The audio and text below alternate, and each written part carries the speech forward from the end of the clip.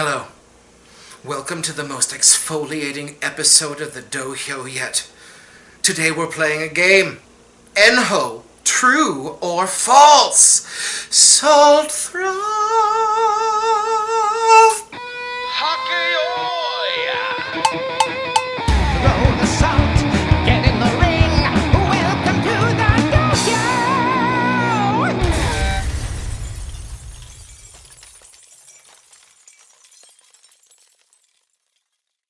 Welcome back to the Dohyo, everybody. We're here for another exciting episode. Most exfoliation you can get without a prescription loofah. Look at this beautiful skin.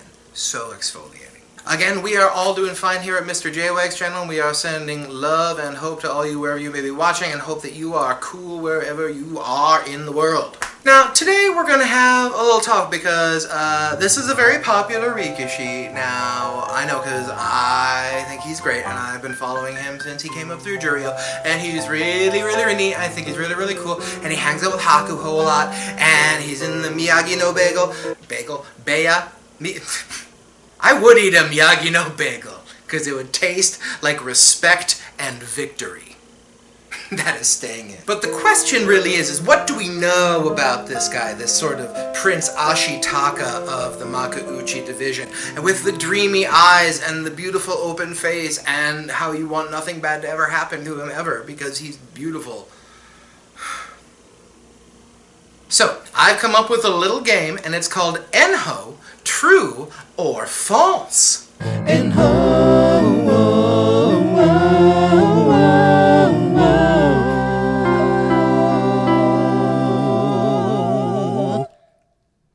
Now, the rules of this game are simple. I am going to make a statement, and you at home or wherever you are watching this is going to decide in your head, is it a true or a false statement? And guess what? At the end, we all win.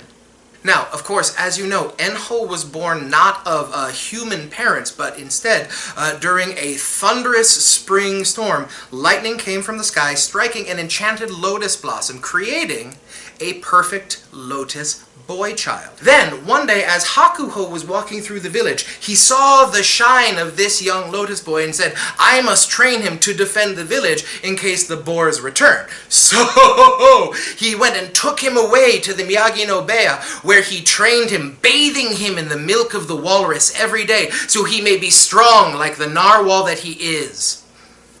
This is partially true, but we're going to say that one's false. The true part is he does, in fact, wrestle for the Miyagino-beya with Hakuho, but everything else was just sort of what I can remember from Studio Ghibli movies that I've seen recently. Enho also started his career with 21 straight wins in 3 straight lower division Yusho.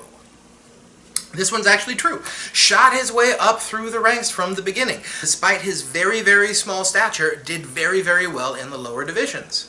Fun fact, he was shooting his way up the lower divisions so fast he was shooting for the record for most consecutive wins upon entry to Sumo, and he ended up losing to the guy who holds the record, Kakuryu. Now, Kakuryu is another story for another time. Perhaps we'll do a deep dive on him later, but he's still around, I believe, in the lower divisions.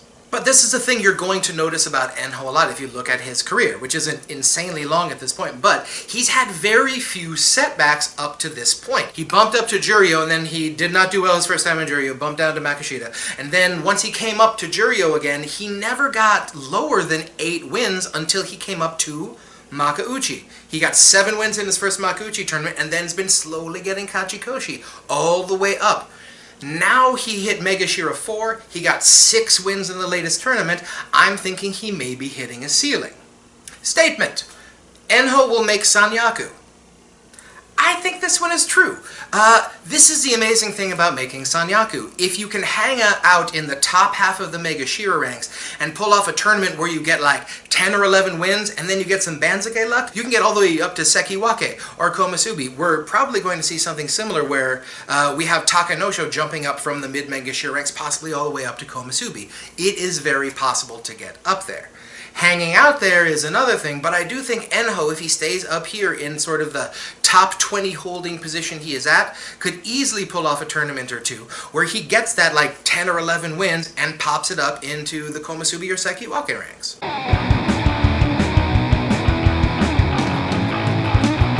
Now, like a perfect Enho match ends up being, Enho goes for not a full tachi, because if a person that size goes for a full tachi, he's going to go flying in the other direction just because he doesn't have enough mass to take a full tachi. So don't criticize the guy for never going for a full tachi. He's tiny.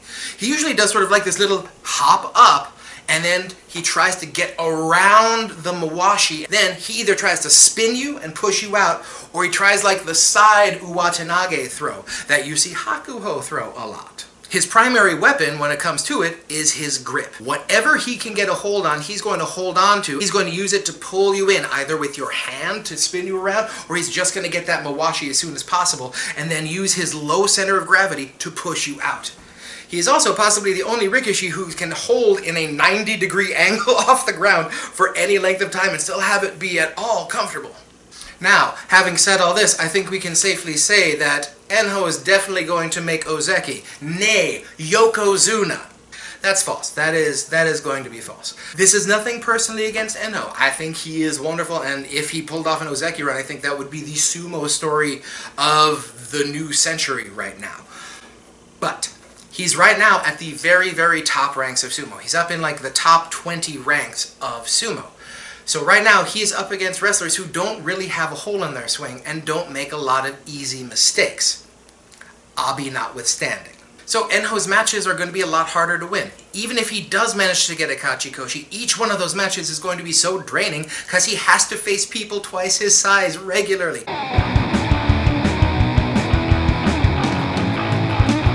You can see it right now. The top rank wrestlers have figured out different ways of dealing with Enho, but they all seem to be pretty effective.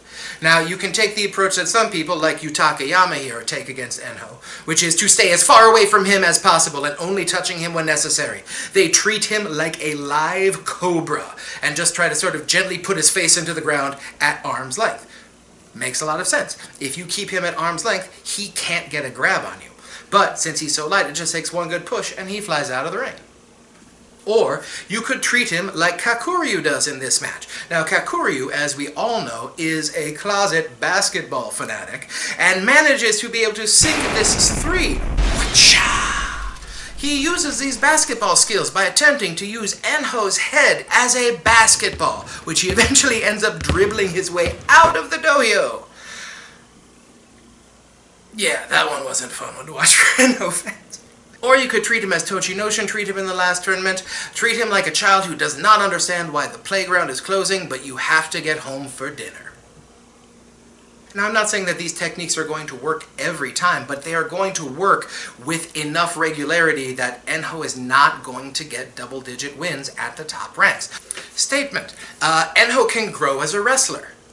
This is absolutely true. He seems to be a bit of a superhero when it comes to his idea of balance and also his ability to throw in really cool techniques and have a plan to take down the other wrestlers. He's very good at identifying weaknesses.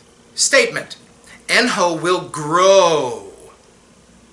This is not true. He is not going to grow anymore. It doesn't matter what happens. If he grows more, Enho is not going to look like this. He's going to look like this. I think if we look at Maya Naomi, and we look at Ishiura, and we look at some of these interesting pixies like Wakataka Kage and Tsuyoshi the Salt Thrower, we're seeing that that body type is having a lot of success in the current Bansake. So I think Enho will be able to stick around for a while.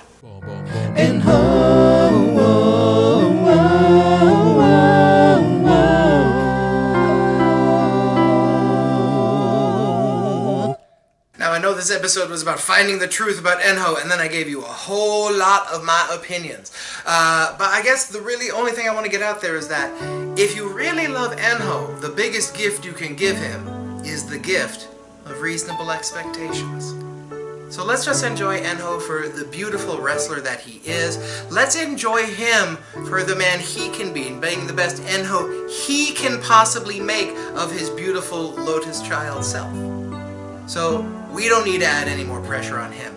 He's already putting enough pressure on himself. And Hakuho is putting on serious, like, frowny stepdad pressure every day.